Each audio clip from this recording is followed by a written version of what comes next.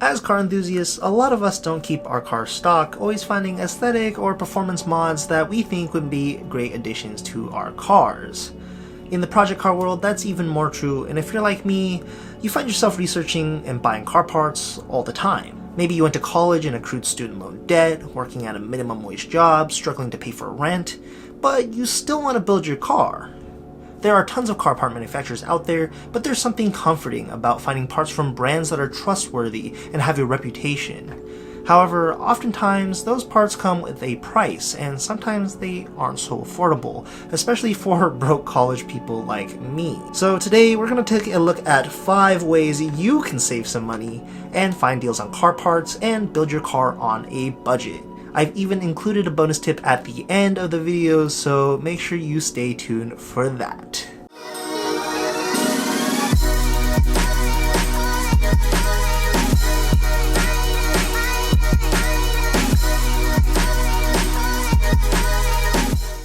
Before we get into today's video, if you enjoy unique cars and fast bikes, make sure you hit that subscribe button and notification bell if you haven't already to keep up to date on my latest content.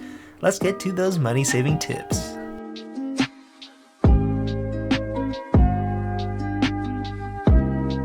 A great way to save money on car parts is to wait for them to go on sale. Many manufacturers hold holiday sales or have discount codes that you can use at the end of your purchase spree so that you can get what you're looking for at a little bit of a discounted price. Name brands like Airlift Performance and Sabon occasionally have sales on select items that you could be looking for. The one downside to manufacturer sales are, you guessed it, they usually only happen on special occasions and holidays.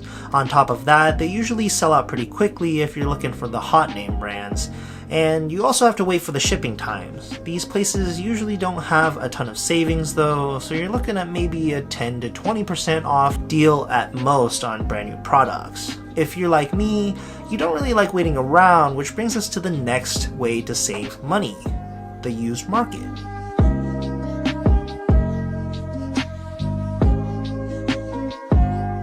A great alternative to buying brand new parts from manufacturers is to buy parts from the used market.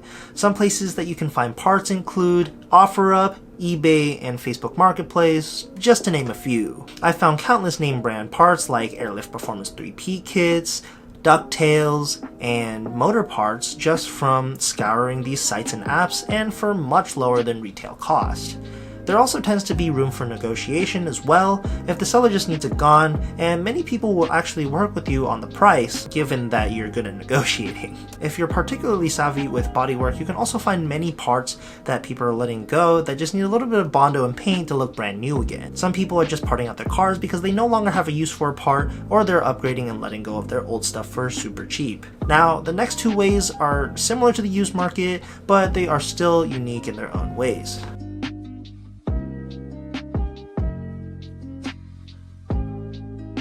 Junkyards sometimes have parts cars that contain a lot of goodies from their previous lives. Many of these cars have either been in front end or rear end collisions, or maybe just a side collision, but the other sides of the car are still in really good condition. In the Accord community, I've seen lots of Honda factory performance side skirts and lip kits that were in pristine condition leave the junkyard at just a fraction of the cost that they would be online. You can find all sorts of dash components, stock interiors, and other parts that you need for your project car by calling around, and more cars enter the junkyard every single day.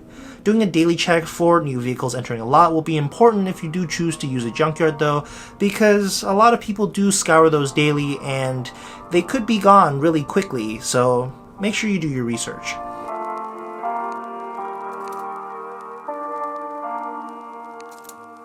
Auction sites are somewhat similar to junkyards since they typically have vehicles that have been in collisions or have small damage in places. And if you do enough research on what parts sell quickly though, you might have a gold mine on your hands by winning a bid at auction. If you're looking for just one part, the rest can be torn apart and parted out, and your initial investment can actually make you money in the end. As with any other method, there are some downsides to auction sites, however. You may be outbid for a car and not receive it, but remember to always stick with your budget and don't budge from it, because otherwise you'll end up like me with the Lexus ES300 that ended up being like $300 more than I actually wanted to pay for it.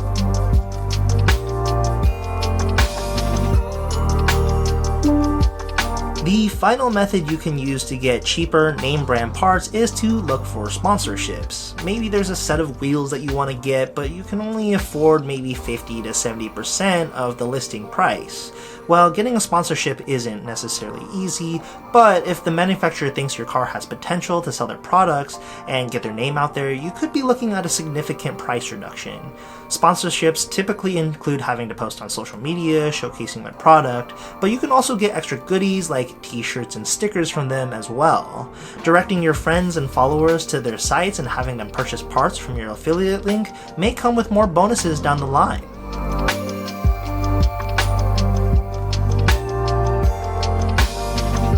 If you have made it to the end of this video, I have one more bonus way to save money on your budget build.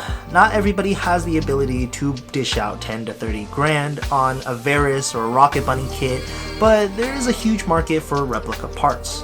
Now, if you can afford it, I do highly suggest going and supporting those manufacturers because they do create really amazing products and they are guaranteed to fit. However, if you really can't afford those kits, there are rep brands and kits that will do the trick for the time being and are a little bit easier on the wallet.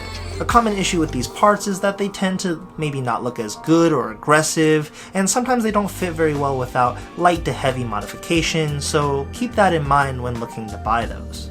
And that is pretty much it for today's video. If I missed any savings tips that you guys use personally, go ahead and drop down in the comments below and leave those there, and I will be sure to read those. And yeah, that's pretty much it. If you guys enjoyed this video, make sure you give it a thumbs up, subscribe if you haven't already, and I'll catch you guys in the next one.